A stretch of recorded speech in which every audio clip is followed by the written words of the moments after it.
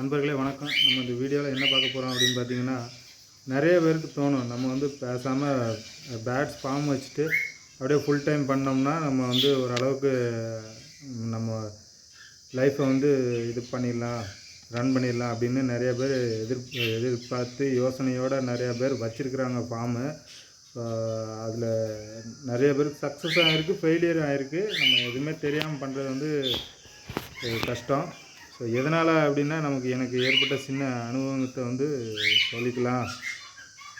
நம்ம பார்த்துருக்க இந்த சிக்கனுடைய பேரண்ட் வந்து எனக்கு வந்து எதனால் அப்படின்னா, இந்த பேரண்ட் வந்து நல்லாவே எனக்கு வந்து சிக்கு இறக்கி கொடுக்கும்.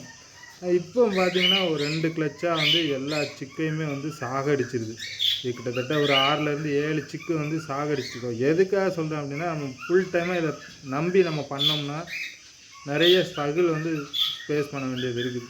ஸோ அதனால தான் நான் சொல்கிறேன், நீங்கள் வந்து ஒரு 10 பேரோ இல்லை இது வந்து ஹாக்டெயிலுடைய சிக்கு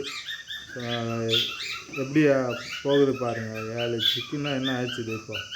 ஸோ அதனால தான் சொல்கிறேன், நீங்கள் வந்து ஃபஸ்ட்டு ஒரு சின்ன லெவலில் வச்சு அதில் வர்ற லாப நஷ்டங்களை எடுத்து நமக்கு ரெகுலராக ஒரு அளவுக்கு சம்பாதிக்கலாம், அது வந்து காப்பாற்றி கொடுக்குது அப்படிங்கிற பட்சத்தில் நீங்கள் வந்து ஃபுல் டைம் இறங்குறதுல தப்பு கிடையாது. நான் எடுத்ததுமே நான் ஃபுல் டைமாக பண்ண போகிறேன் ஃபார்ம் வச்சு அப்படின்னா கொஞ்சம் ரிஸ்க்கு.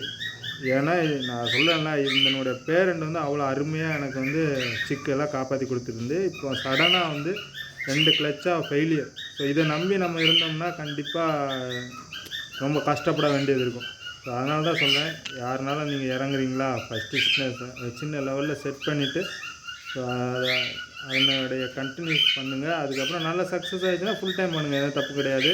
அதே போல் நம்ம வந்து ஒரு 2 பேர் 3 பேர் வச்சு பண்ணிகிட்ருக்குறோம்னா சேல் பண்ணுறது ஈஸி சிக்கை. ஆனால் அதே இது நம்ம பெரிய லெவலில் போகும்போது இதை வந்து நம்ம எப்படி சேல் பண்ணணும், எப்படி சேல் ஆகுது அப்படிங்கிறதையும் தெரிஞ்சுக்கிட்டு நம்ம ஃபுல் டைமாக பெரிய லெவலில் இறங்குறது வந்து பெஸ்ட்டு.